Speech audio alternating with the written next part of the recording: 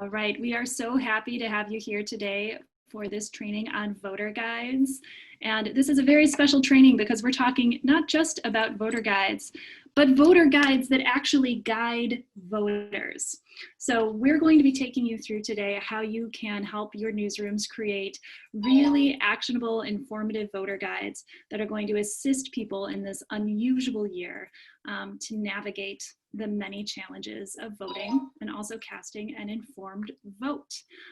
Quick read of the room. My son is doing some virtual learning next to me. If that sound gets distracting, give me a heads up, okay? Is that okay? Just the little magic twinkling in the background so far? Okay, magic twinkles, great. Hey Fletch, can you put on your headphones when you get to a tutorial, please? I don't need tutorials. Okay. He doesn't need tutorials. So I'm Bridget Thorenson. Some of you saw me on Monday. I'm an engagement manager at Hearken. That's where you can find me. I'm also co-project manager with Jen of Election SOS. I am joined today with two really wonderful guests, and I'll let them introduce themselves, starting with John. Hey everybody, my name is John Hernandez, and I'm one of two community managers for what is called the Trusted Elections Network over at API. The whole role of our network is try to connect journalists and editors and reporters in general with experts in the fields of election administration and misinformation, and we've been doing that since March. But yeah, I'm honored to be here and just will occasionally chime in. Mia? My name is Mia Soto. It's really nice to see everyone and to meet y'all. I am the audience engagement editor at the Markup. We are a new nonprofit investigative journalism outlet based in New York, and we cover the tech industry and more generally how technology is changing our society. I'm here actually not talking about my work at the Markup, but some of my previous work. I was previously based in Chicago, where I did several rounds of voter guides for a nonprofit investigative outlet called the Better Government Association. So really excited to talk with you all today. So as you have probably gleaned by now from these trainings, we really do believe in engagement at Hearken. So please feel free, as questions pop up, ask them, shout them out, pop them in the chat, whatever works for you. We will have some time set aside for questions, of course, later. And then I also want you to know that all of the guidance we're going to give you today, these are best practices that we've seen in the field of engagement journalism specifically. But your newsroom may have a different idea in mind for your voter guide, in which case you will need to navigate those recommendations that you make with what the newsroom is asking you to do. So please don't feel like you have to go in and carry this torch for engagement voter guides if your newsroom is telling you to do something that's a little more focused on one specific area. That's their call. That's up to them. So this, I hope, is a training not only for your work in the fellowship, but also moving forward in your careers that you can take to future newsrooms where you may be working. Any questions about that sort of caveat for what we'll be talking through today? Sound good? Okay. So first, I want to hear from all of you, okay? This slide is empty on purpose. I want to know what you think should be included in a voter guide. Shout it out or pop it in the chat. Let's talk about voter guides. And if we need to ask what is a voter guide, we can answer that question now.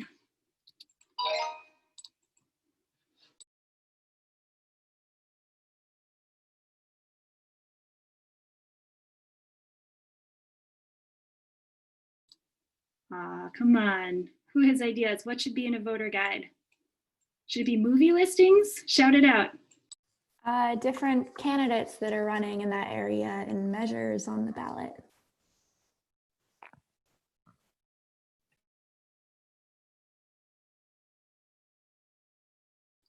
What else? That was great, thank you. Precinct information.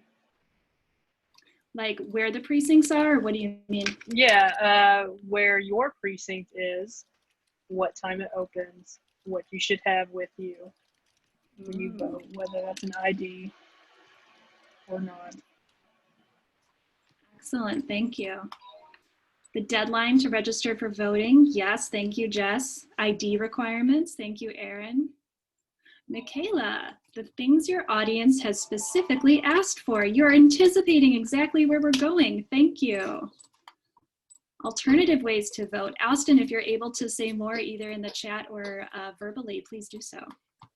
So vote by mail, voting early, just other ways than voting in person. Love it. Thank you. These are all great. Last call. What else should be in a voter guide? Okay, thank you.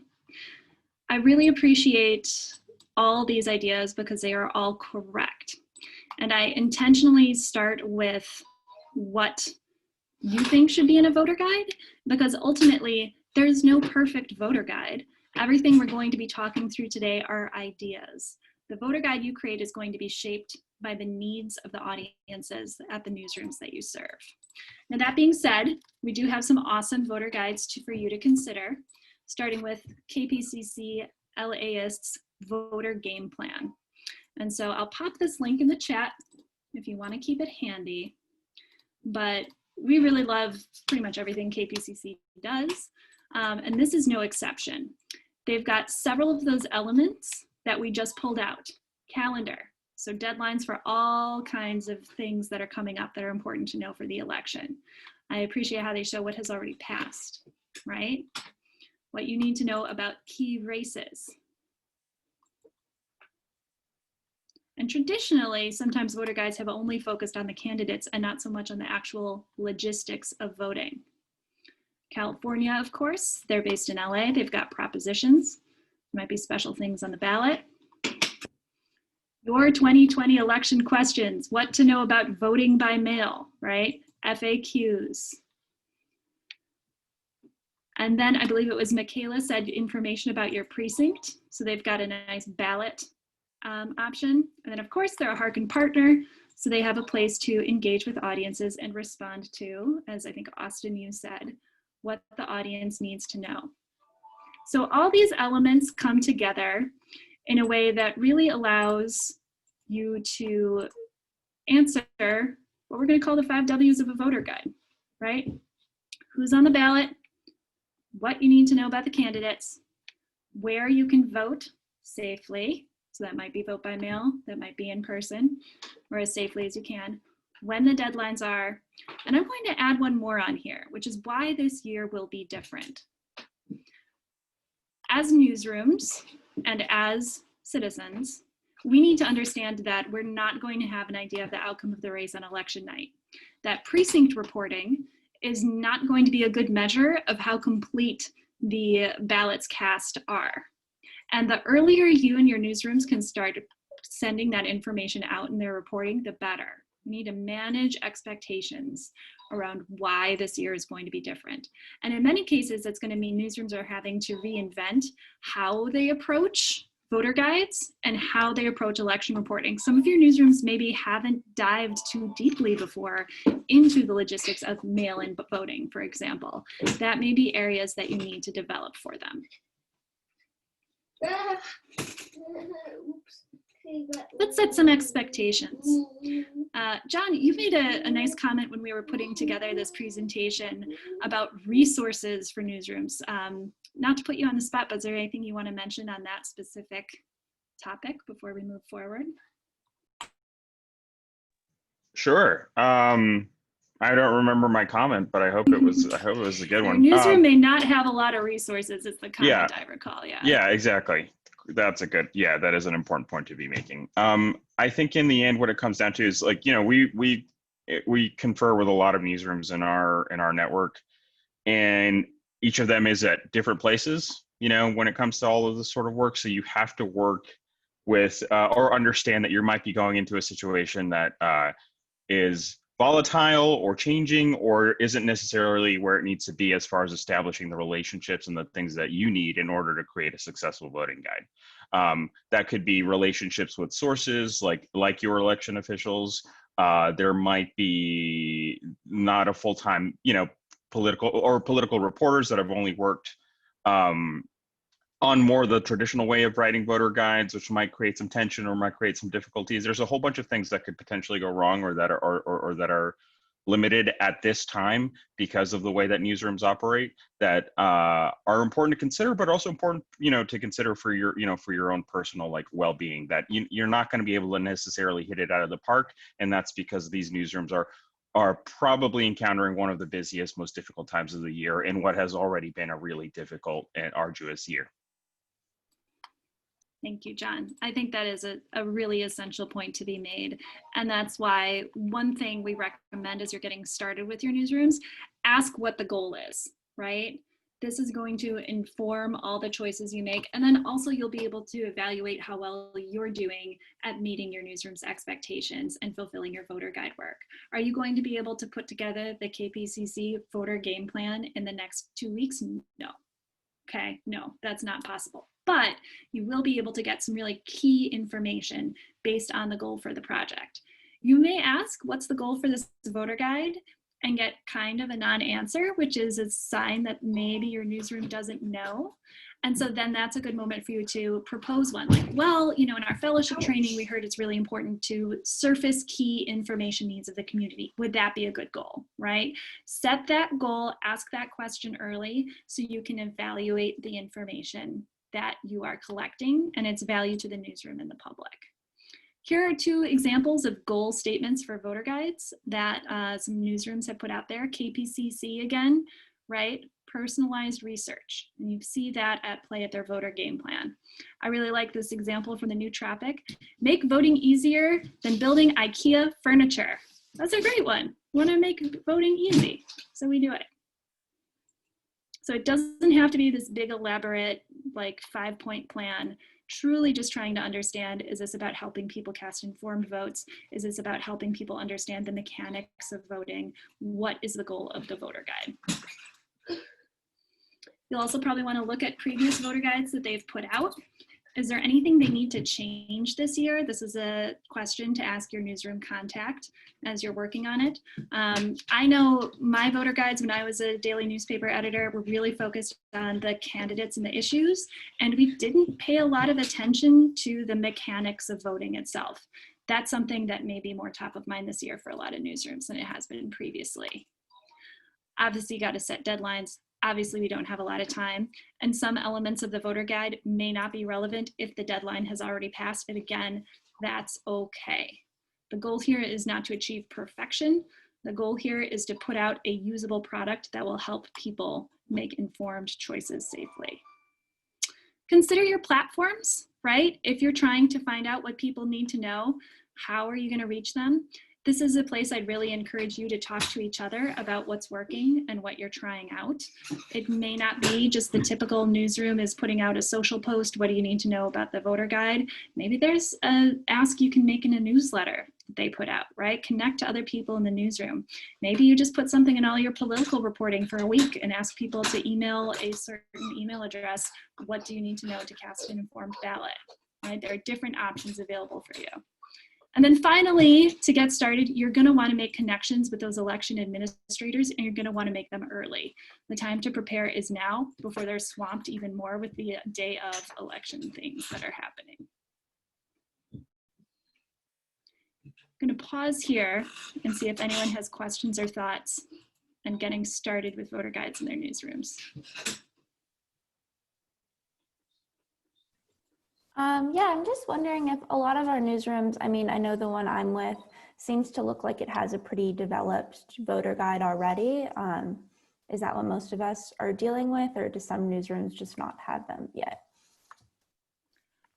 Do any other fellows have insight into whether your newsrooms have voter guides or not yet?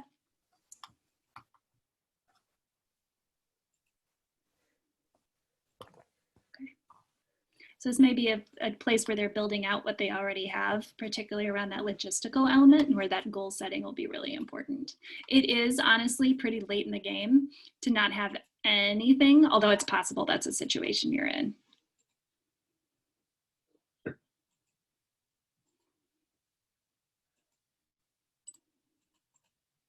All right.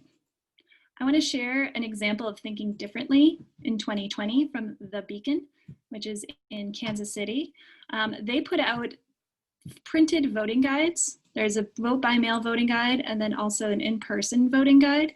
And it is designed to answer those really critical questions about the logistics in 2020. And so if you go to thebeacon.media, it's right at the top of the page. It's a resource I'd recommend just to look at what this looks like. And also something you can recommend to your newsrooms, because what they're doing is they're actually printing these out.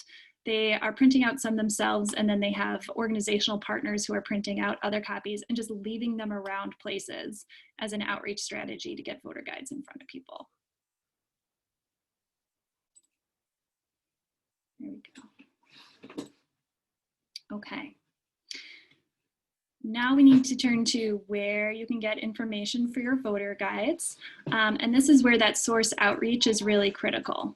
So elections commissions, whether it's maybe a state race that you're covering or looking at some local races, I recommend reaching out to the election administrator as soon as you can. Talk to your newsroom. Maybe they've already reached out to that person and find out when and how you can best get information. Ask your newsroom contacts for their source list. They'll probably have not only a list, but also advice on who's responsive, who you should email, who's better at responding to calls, right? And then if you're working through after the election, who do you contact for certain issues? And Mia, I think this was a point of yours if you'd like to say more about this.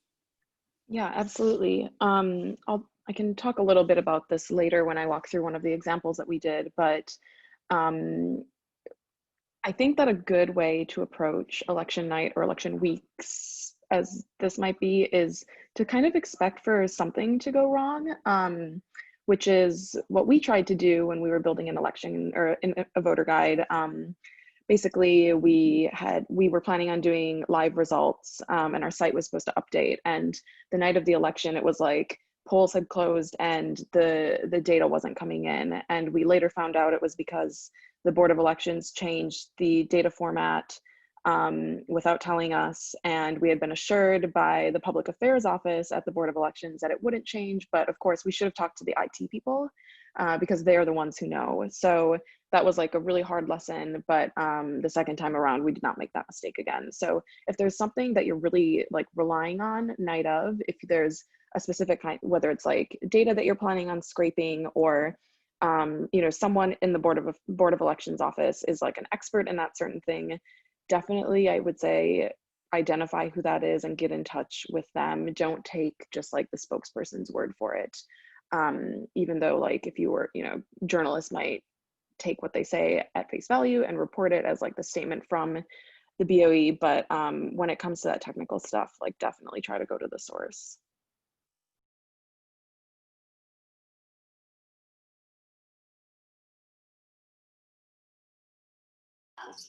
There's 1% battery left on the Chromebook and we're having a crisis, but we're gonna power through it. Another component for your voter guide, of course, is getting that information from your audience. There's a lot here. This is a whole theory of practice.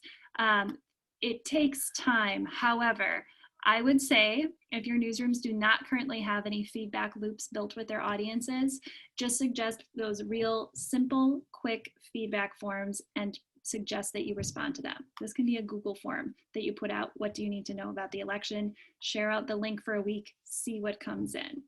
Again, it's better to get some information in than not be able to do anything. And lastly, and maybe John, would you care to speak about this last point? Because I think it was maybe one that you suggested we add. Sure. And I'll also mention one thing. I think depending on the newsroom you go to, like engagement with your audiences may be difficult, but that's one good place to not necessarily duplicate efforts. Because there have been a lot of newsrooms out there that have been answering these questions and have been collecting these questions and for you to use in their voting FAQs. And there are similarities between different areas, even if of the sort of questions people might be asking. But beyond that reading of local laws and regulations related to elections, this is part of me suggesting that you guys try to be the experts within your newsroom about what's going on. in your local jurisdiction when it comes to elections. It's surprising the number of reporters who don't read these local laws and regulations and don't understand how elections actually work within their area to the extent that they could. And what I'm saying is, like, you know, you're in a position where you're a fellow coming into a newsroom, you're a new part-time temporary hire. But one thing that you could really, one place where you can really add value is reading things like this, or going to other events related to elections and becoming that expert by really understanding that local ecosystem. I think that's something that'll be really, really valuable in the long run, and will again give you the credibility to be able to actually, influence what's going on when it comes to these voter guides and the reporting that you're going to be doing. Popped a link in the chat along those lines for you, and then I've got a couple more resources to share, and then we'll have some time to talk through the sort of high level, what is the voter guide, what should it be, how do I go about it, before Mia gives her really excellent sort of concrete logistical how we did a voter guide to inform your work, again, for this fellowship and moving forward. The National Conference of State Legislatures website has a ton of good information related to state elections, including ballot initiatives and deadlines. So particular if maybe you're paired with a newsroom that's not where you are, this is a great place to start, just to get a sense of what's coming up and what the parameters are for these elections. So that's ncsl.org. I'll put that link in the chat. .org. And then also, if you've been to SPJ's site, they have a journalist's toolbox for the election. It's a regularly updated database, and it's got all kinds of election-related reporting and sources to turn to. It's got topics including mail-in voting, the Electoral College, maybe some state-specific factors that describe the election process that might affect timelines for tabulating. And they also do topical updates here. So you'll see things on like debate information. So I will put this link in the chat as well. And lastly, if you haven't checked out ProPublica's Election Land, it's a wonderful resource for a lot of reporting around elections. And they do a great job sharing what goes into that reporting and how you can share it out. John or Mia, anything else we want to say on resources before we jump into some quick tips and then questions? I'm just going to say, if you guys want to join the Trusted Elections Network, you can send me an email. My email was in the presentation, but I'll also add it in the chat at some point.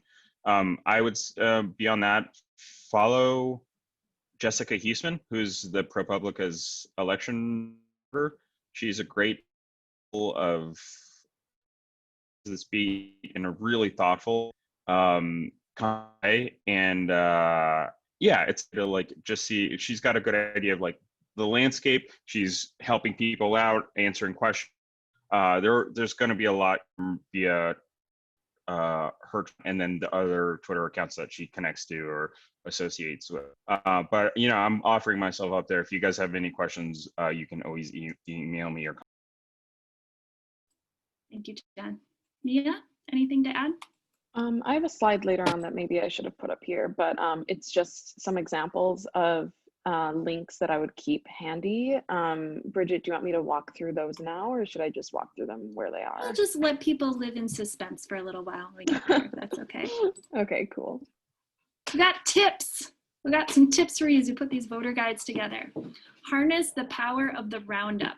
So by roundup, for example, I mean those FAQs such as KPCC produced. What's wonderful about those, if you're answering questions or if you just have some real basic information, you can just keep pointing back to it and you can keep building it out. So you don't have to incorporate the same information into what you're producing all the time. Let's see if this link works. The Philadelphia Inquirer, and I'll pop this link in the chat, has a really nice example of a sort of quick hit, how to vote in 2020. I mean, this is something that you can produce easily for your newsrooms if you need to, and it just links out to all kinds of information about how to vote. As simple as an article post, maybe with links to other articles. Prioritize speed and clarity, right? We don't have a lot of time to build a big, elaborate system. However, As simple as a roundup, an article with links. It doesn't have to be fancy and beautiful technologically. It just has to get people the information they need. I would say to regularly ask for feedback, and not only from your newsroom, the contacts you're working from there, but also from your public, if you can, about whether there's anything else they need to know. This gets back to the power of the roundup. You can update it as new information comes in. And then I think, was this your point, John? This last one about objectivity? Here, take it from here, if you would.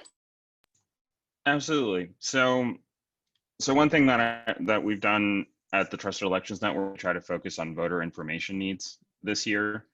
And the reason we do that is because we've really tried to talk to the best elections and voting rights reporters in the country about how they approach this beat. And a little different than your typical traditional political reporting. So that FAQ that Bridget put up was partly created by someone in I, who's another good local reporter when it comes to elections and stuff. And the thing about it is that it borders on almost being like apolitical, like they're really disengaged and disinterested with the political side of the equation. And they really, really have serious convictions about people's right to vote. And I bring this up to you because of the fact that there are examples out there of reporters who do this and follow this beat in a way that may seem different from other things you've seen in journalism. And that's really helpful to know and to understand that you can have a conviction about someone's right to vote. You know, they don't care who someone votes for, they just care that someone has the right to. And that might be helpful to understand this dynamic, because the thing about it is, like, when you go into one of these newsrooms and approach the rest of the political team, they're used to a certain traditional way of doing things, and you may butt up against that. And for your own, I think for your own understanding, for your own sake of like helping yourself through this, it's like, it's okay to believe in people's right to vote. You know, Jessica in a training the other day said, you know, as goes the right to vote, so goes the freedom of the press, and vice versa. And so you'll see them be really unapologetic about this. And so you may not be able to do everything that you want, but understand that there are examples out there and they really care about this in a way that might surprise you and will be helpful in your execution comes to these voter guides and stuff. And I'll pop a link in the chat about something I wrote related to this that'll just be some helpful back read about that. Before we get into some more specifics about how Mia and her collaborative put this together, do we have any questions about anything we've covered so far? Please feel free.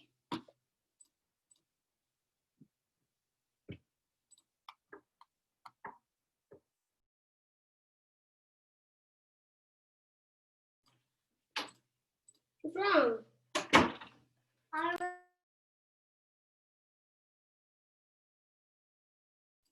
Number of children in my office is multiplying by the moment. So Mia, I'm going to stop sharing and hand things over to you. Again, as questions arise, feel free to pop them in the chat.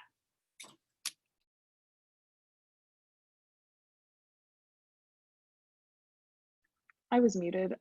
Bridget, would you mind actually sharing your screen, and then I can kind of like tell you when to go? I know I said the opposite yesterday, but I think that might be easier. I am nothing if not flexible, Mia. Mom, what? Okay, so I want to walk through a couple voter guides that I've done previously. As I mentioned, I used to be in Chicago, and I worked at a nonpartisan, nonprofit government watchdog group on the civic engagement team. So my role was editorial and civic, but to John's point earlier, we built our voter guides with the belief that people deserve and have the right to information about how to vote, when to vote, who they're voting for. And our goal had always been to make that process easier and build something better for them. So my organization had been doing voter guides for about 10 years. And in 2018, we decided to overhaul them. We felt like they weren't really useful. And so we started kind of dreaming up what they might look like instead. So you can go to the next slide, please. So a couple things before you get started or as you're getting started. These are just questions that I like to ask myself. that I think are really clarifying and really like call down the sort of endless options you might feel like you have. I think the most important thing and the most realistic thing is your resources. So I'm sure you all have like met your newsrooms and maybe been in talks with, you know, what you had planned or what they already had, but just like make a list of what you have in front of you. So that means who else will be working on this with you? Will you have some time from a dedicated reporter or editor? Will you have someone who is tech savvy who would be able to build little widgets for you or embed things? Who are the people that you'll be working with? Or are you on your own, which is scary, but not undoable. So it's like people, you know, human resources, it's, will you have any money to put into your voter guide? Will you have some funds to print things? All of that. It's money, it's people, and it's time. To how much of your time will be dedicated to this, how much of other people's time will be dedicated to this, what kind of prioritizing your newsroom doing, where, you know, are they prioritizing this work? And I think this is sort of this is an honest question that you need to ask and really push to get clarity on, otherwise it will make your work harder. The second thing that I would really think about is look at the election landscape, look at the local landscape, and try to identify what problems people might have. What questions do you already have as someone who is educated and who is sort of in the loop with these things? What are you thinking like, oh my gosh, I don't know what is going on here? Because it more than likely other people will have those questions too. I'll walk through some examples and I'll try to lay out the landscape, and hopefully that will show you how the landscape affected what we produced. I think that's a really important point. The third thing, and I think arguably what the most important thing is, you know, what does your audience actually need? It's very easy to just make things because it's a cool thing to make, but unless there's a need, you won't really feel like it's hitting with your audience. You really want there to be people out in the world that you know will want this and need this. So whether that's looking around to peer organizations to see what they're doing, or what they're not doing that you could do, right? That's a really good place to start. So make sure that people actually want what you want to make. Yeah, it's a whole other discussion. And then what can you offer? What expertise is on staff? What do you, what are you an expert in, or what do you have an interest in? Try to align that as much as you can with newsroom goals or newsroom expectations of your voter guide. That will really make your work, I think, streamlined. And also, I think it's, you know, it's a head start toward reaching your goals, so you can prove that this was a useful tool. So let's go to the next slide. So the first thing that I want to talk about is the 2018 voter guide. So this is when this was like the first year that we really overhauled our previous style. So as I mentioned, I worked at the Better Government Association. I was on the civic engagement team. And when we produced this voter guide, we had about 3 to 4 full-time staff working on it, including myself. So this is a pretty big team. I would be surprised if many newsrooms had this many people working on one thing, especially right now where resources are really, really limited, and, you know, people are sort of at weird work from home junctures. So it's, you know, this isn't, I don't think, the norm.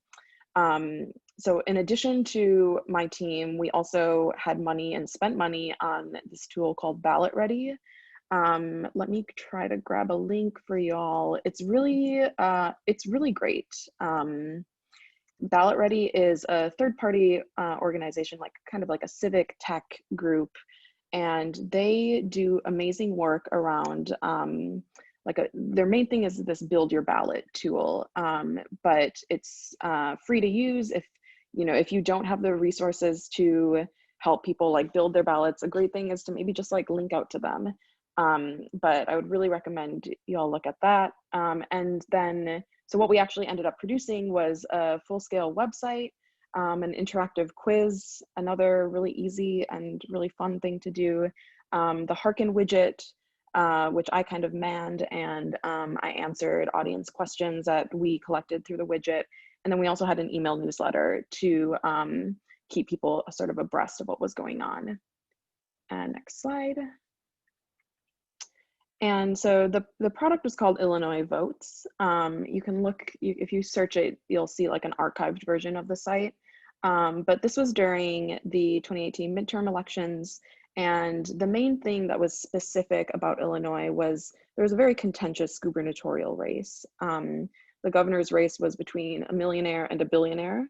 It eventually became the most expensive gubernatorial election in US history. So there was just tons of money being poured into this election. And it was a really big deal because Illinois was going into the third year without a budget. And that was probably the biggest statewide issue, plus sort of more on the national scale, the coming blue wave following the 2016 presidential election.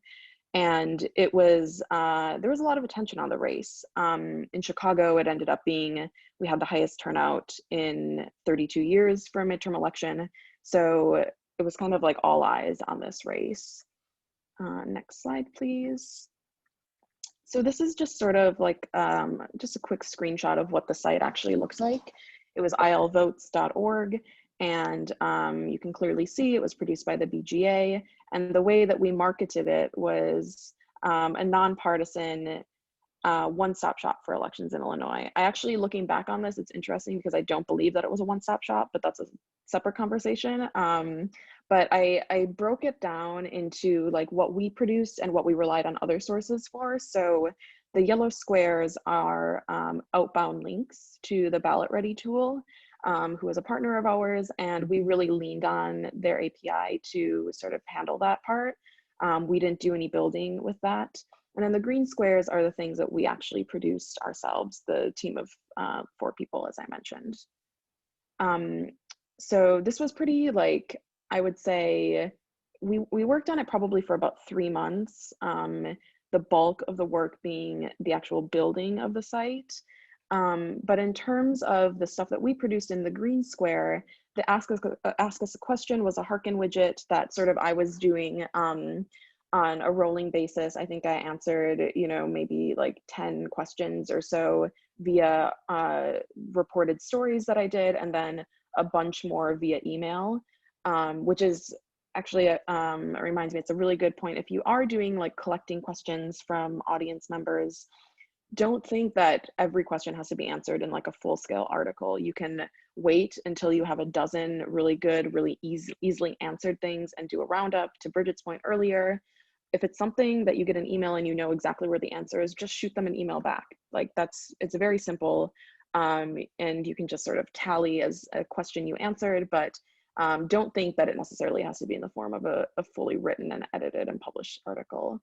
And then the quiz, there are tons of free tools online where you can make your own quiz. This was actually one of our most popular pages on Illinois Votes. We did things like, you know, when is a deadline to register? When is election day? What does the comptroller do? You know, one was, because it's Illinois, it was like, how many Illinois governors have gone to prison? So just kind of mixing in useful information and things that are engaging, I think, is a great sort of low lift way to serve your audience. Next slide, please. So Shy Vote was the iterative process on Illinois Votes. This was in 2019. And I don't know how many folks here have lived in Chicago or worked there, or gone to school there.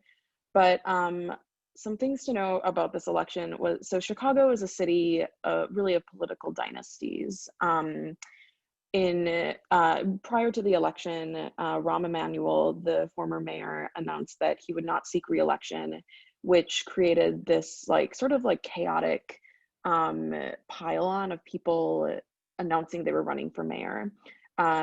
For historical context, it was only the 4th open seat mayoral race since 1919. So that means in 100 years, it was only the 4th time that there wasn't like the incumbent wasn't running. And so it was a really big deal. People were like freaking out that Emanuel wasn't going to be mayor again, wasn't seeking another term.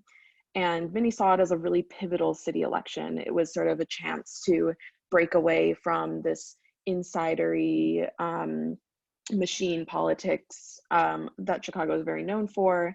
And just to give you a scope of like how big of a deal it was, there were 14 candidates for mayor in the first round, which is really, really crazy. Like imagine getting a ballot and there are 14 people running for mayor and they're in no particular order other than like who filed first. It's very overwhelming. And we knew that people were overwhelmed because immediately the conversation had shifted from who's running to mayor to I have no idea who these people are. And I can't tell them apart. I don't know where they stand. It makes it harder because Chicago elections are nonpartisan. So there isn't like a little D behind someone's name. People don't really have that to lean on. And given that it's Chicago, no one is going to run as like the conservative politician either. No one's going to run as a Republican because they wouldn't get elected. So their stances were very similar. They were kind of saying the same things, leaning into the same talking points. It was very confusing for people, and we knew that. And so the solution was we came together with 4 other local newsrooms to build Shy Vote. And this I actually think is like closer to a one-stop shop as opposed to Illinois Votes, because it wasn't just, look up your polling place and see who's on your ballot. It was, we will tell you about this election in the form of like election basics, how you vote, where you vote, when you vote. We'll also give you news coverage of each candidate and each race. And we will give you a panel that lets you compare their stances side by side so you can really see, you can toggle between them. And that sort of addresses the, the confusing aspect of the race. And then we will give you the tools to make a plan to vote. You can fill out a practice ballot and take it on your phone or in a hard copy to the voting booth, and you can just copy your answers that you've already researched and decided on. We also had like an events calendar, and we had in-person events and digital events. We did a Reddit AMA. And then finally on election night, we took it all the way, we kind of brought it home and gave them live results. And then Bridget, I know we talked a little bit about this point about self-care and knowing when to self-care. Thank you, Mia. So important. So I so appreciate having the opportunity to look at how Mia and her team were able to iterate on the voter guide. You may be jumping in partway through a voter guide iteration, or you may lay the groundwork for future work with the work you do right now. But with so much to be done and so little time to do it in, just be sure to be really clear with your newsrooms about what is possible for you to do. Be sure to be really clear about when you're expected to be responding to them, right? It would not be unusual, it's not unheard of, right, for newsrooms to just ask you for all the things all the time. You have the ability to push back, you have the ability to go off Slack. Like, that's allowed. I would just have that conversation early on, and not in a negative way, but just like, hey, I want to know when you're expecting me so I can be responsive to your needs, or, I'm really not sure I'm able to pull together all that information that you're asking for. Let me, how about I tackle this first? Is that what's most important to you, right? Just be sure to be an advocate for yourself and for your work. Newsrooms are overwhelmed. Newsrooms are stressed. We'll talk more about this in newsroom etiquette tomorrow, but I do want to note when it comes to the voter guide, it shouldn't all rest on your shoulders to make a perfect, completely produced, amazing voter guide in 2 to 3 weeks. What you should be really working to do is doing the best you can in collaboration with the newsrooms to move forward that important information that's crucial for people to know. Yeah, and before I show you actually what it looks like, I want to say that we spent I think we started having conversations like 8 months before the election or something. So this is it's a long game, and I think that this is sort of, it was unheard of for so many different organizations to work together. This is not the norm. and do not hold this as like what you need to do. You don't need to do any of this. If you do one great FAQ page, that is like often enough, depending on sort of what questions you're answering and what needs you're filling. So just like, I just want to note that that you shouldn't feel pressured to like turn something out like this. Okay, so next slide. So this is what our front page of Shy Vote looked like. We were very proud of it. It took a ton of time and it took a ton of fights and tons of arguing, but this is what we came up with. So again, the green squares are elements that we produced ourselves at the BGA or collaboratively. There are lots of different things going on, but we tried to split it into three parts just to give sort of an intuitive roadmap through the process. So where do I start? This is people who are like just thinking about the election now, or like, oh, there's an election coming up and I would like to participate. The FAQ page was one of our most popular pages with the most visits, which I think speaks to sort of the basicness of information that people often need. And that's like a really easy thing that you can put all in one page. And so there's the FAQ there. We also did another quiz, which was very popular. And then the hope was that once people were through that step, they were ready to really dig in and decide who they wanted to vote for. So we had an Explore the Races page. There were several different, so there was mayor up for election, and then other like treasurer and stuff like that. And then every single ward was also, there were races in every single ward for aldermen, making up the Chicago City Council, which is a very powerful body that there's always drama and always stuff going on. So it was a big deal. All 50 wards were up for election. And then we had, of course, the Ask Us Anything section where I sort of answered questions that people had. And then finally, the last step, which was really where we outsourced a lot of the work. We again worked with Ballot Ready. We linked to government sites. That was where people could find their polling place or get their registration info and make a plan to vote.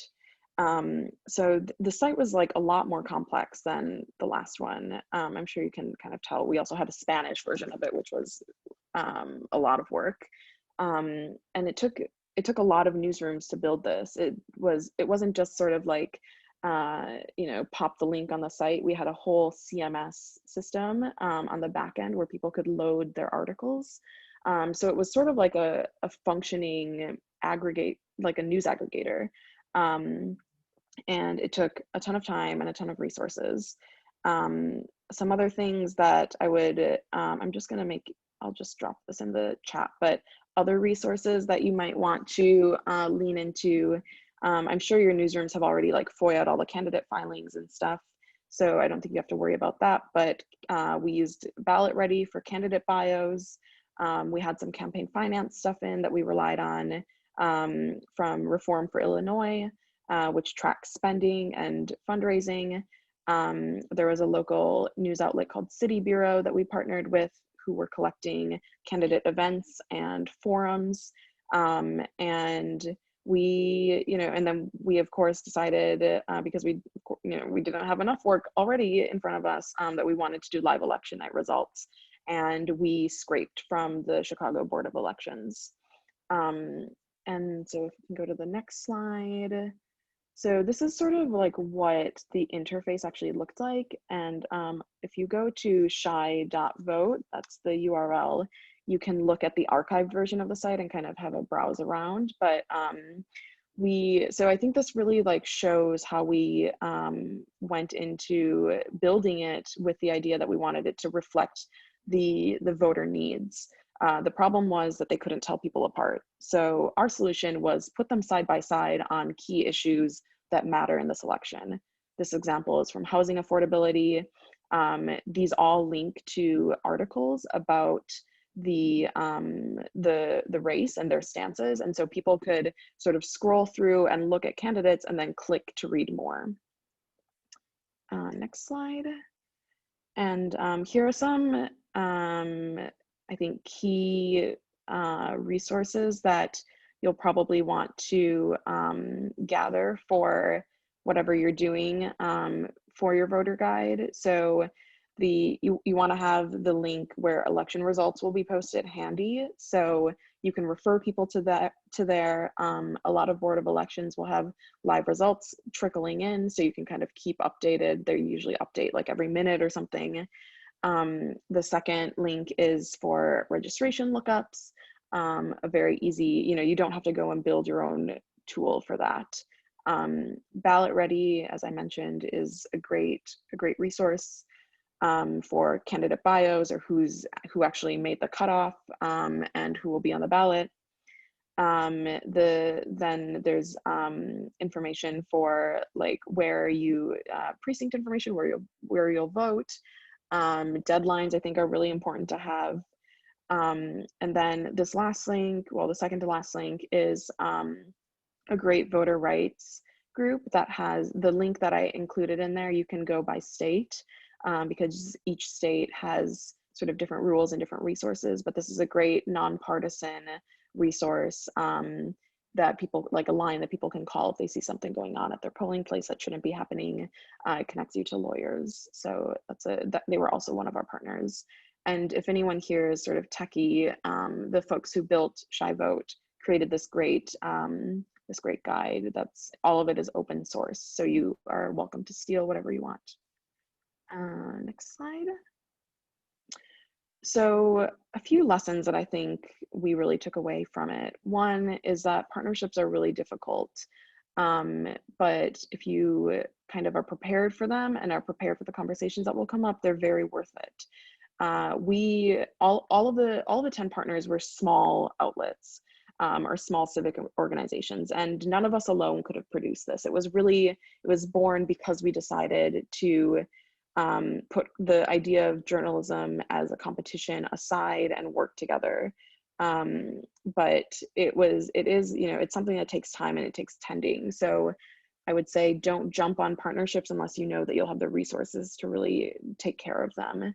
And then the second point, sort of what I was saying earlier about looking around at peer organizations to see what they're doing. There's no point in having, 4 of the same things. If there's another org or another newsroom that is doing great work on something that you can't cover, you should, talk to them and say, how can we amplify this? Can we link to it in our voter guide?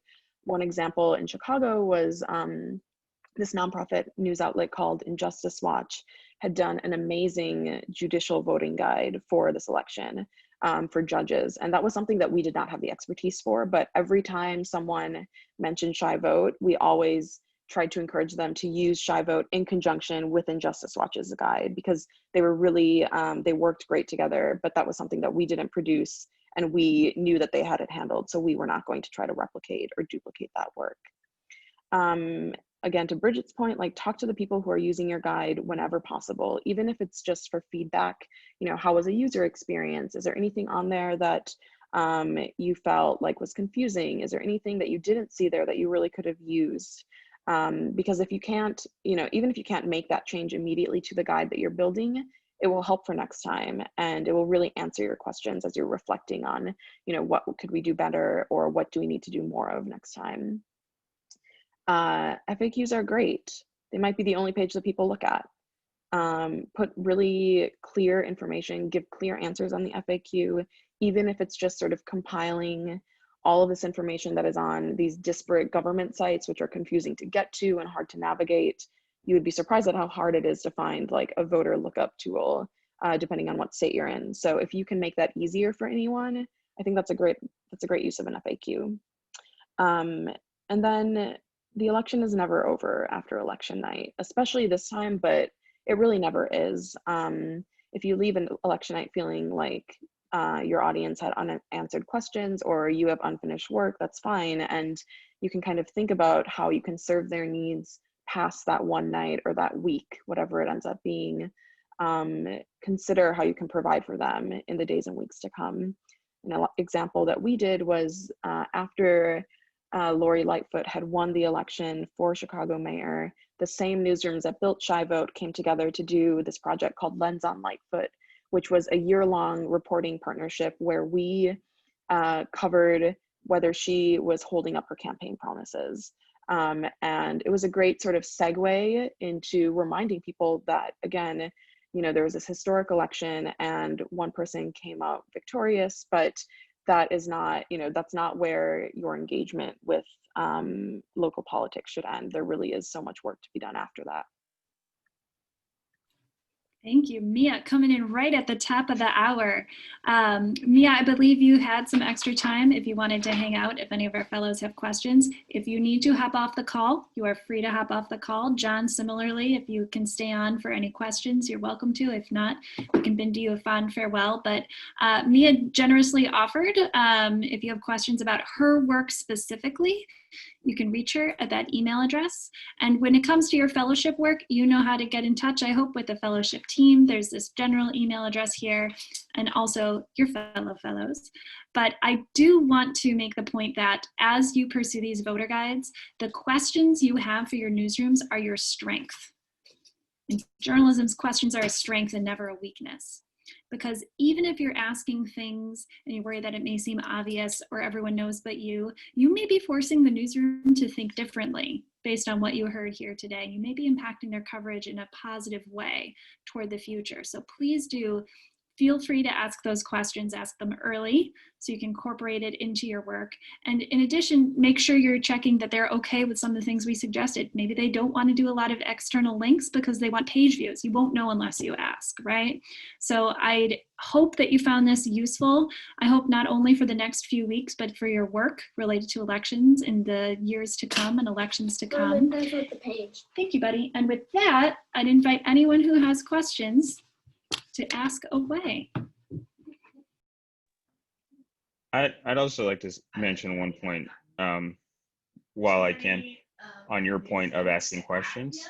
I think I was just a fellow in my previous job. Being a fellow can be really difficult. So this is kind of related more to that newsroom etiquette conversation you guys will be having. But asking questions is also a really good way to deal with defensiveness. And it's a good way to propose ideas in a very kind of even-handed manner that causes a conversation to happen. You know, you can get really excited about this work and come into it with a lot of convictions. But then, you know, you end up hitting a brick wall of like newsroom culture or newsroom politics, and that can be a difficult thing to deal with. So just keep that in mind. And then I was also going to say, I have like 2 more or 3 more points that came up while Mia was talking, that there's lots of negativity about elections. Sorry, there's another like competing conference call in the house. And voter confidence really impacts voter behavior. So a lot of the things that we do as far as explanatory reporting are about showing people that problems are normal in election systems. And so by the more you can offer as far as insight into like how all of this works, the more useful that'll be for a voter who doesn't necessarily trust the system. Because we do a really good job of covering the problems with elections, but not so much the effectiveness of the system overall. Try to find evidence of the mistakes that people are making. That's a good story that's been written in multiple places. Like here, let me give you a quick link. This is the Milwaukee Journal Sentinel, and they did a story that if you read it and look at all the headings and the way it's written, it's very much in the service of voters. It speaks directly to voters in the headline and everything, and you guys can do that through your guides or through your reporting. And then lastly, get creative.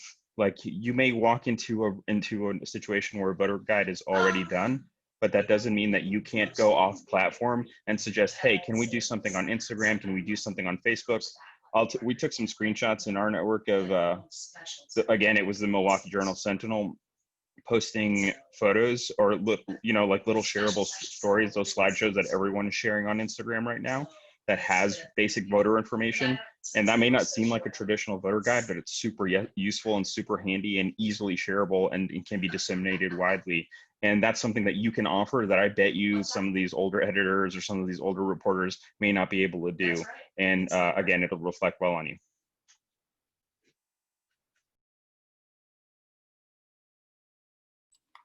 Thanks, John, and he's popped those in the chat.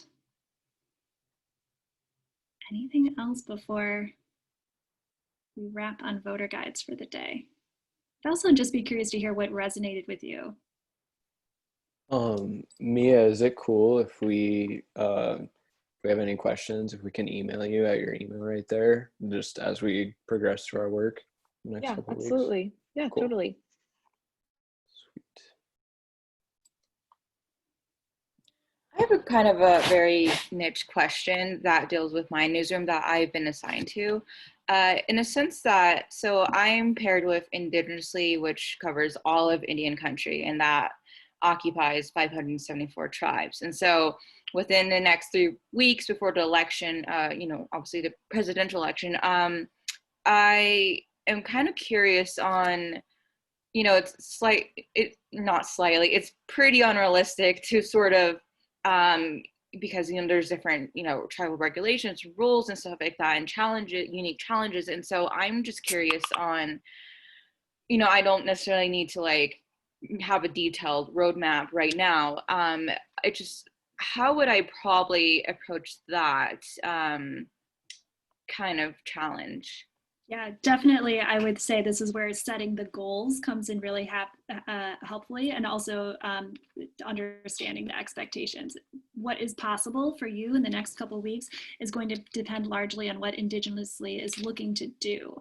And so this is where having that initial goals conversation, and also understanding if they've done voter guides in the past, what they've been, and whether they feel they've worked well. Like, this is a very non-judgmental question you can ask, is there a problem you're trying to solve for your audience?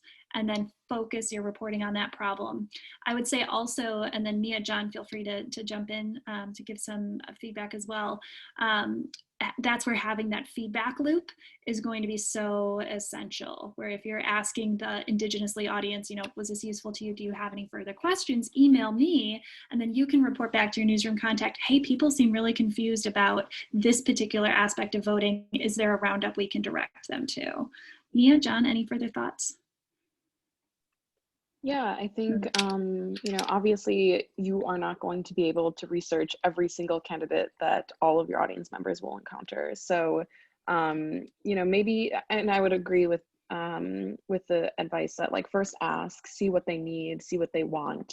And then maybe look I think there are a few resources here. For sure, the 866ourvote.org, that has a national scope, and you can, I think I would approach it see what kind of national resources there are that actually break down these different issues at a state level, because then you can kind of, even if it's a roundup of here are all the different things that you can search for by state. I think that's probably where I would start. But definitely, I think begin with a conversation about what they've done in the past, what's worked, what hasn't. And if there might also just be one issue that they really want to answer questions around. So I think talking with editors and other folks in the newsroom will be really helpful. Thank you. Yeah, I think I would agree with that. I was going to say, really understand the universe of resources that exist out there, so that you can offer them up to people and not have to consider this as work that you're doing. If you point them somewhere else to someone else that's already doing that work, whether it be something like Ballot Ready, or there's the Voter Information Project. There's a lot of things that exist in this world. I would also say, consider who your audience is in this situation, and who you're asking questions of. I think election administrators, if you talk to a few of them, really I've heard this time and time again, 99% of them really just want to have a successful election that people are confident in, and they understand the questions that people have. They're another resource. It doesn't just have to be one-to-one relationships with your readers. It's consider the experts, consider the election administration officials, the other people who already understand this world and can kind of ease you into that as you trying to explore that with your audience. Thank you.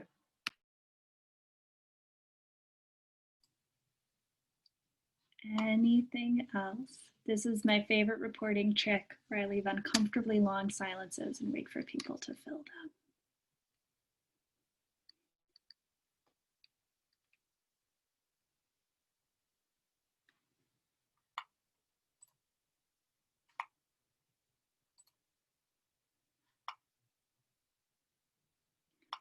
All right. Well, thank you so much. Thank you to Mia and John for joining us today and being so generous with your insights and expertise. We really appreciate it. I hope you come away from today feeling like you have the power to ask those really crucial questions and serve these critical information needs in whatever way makes the most sense for what is possible right now, while still taking care of yourself. And so I look forward to hearing about how the work is going. I look forward to seeing what you share with each other and with Election SOS, and know that we are here and will be here to support you as you move this work forward. It's absolutely critical work, and I'm so thrilled that you are a part of moving this forward. So have a great rest of your day. Thank you very much. I'll see some of you tomorrow for Newsroom Etiquette 101. Take care.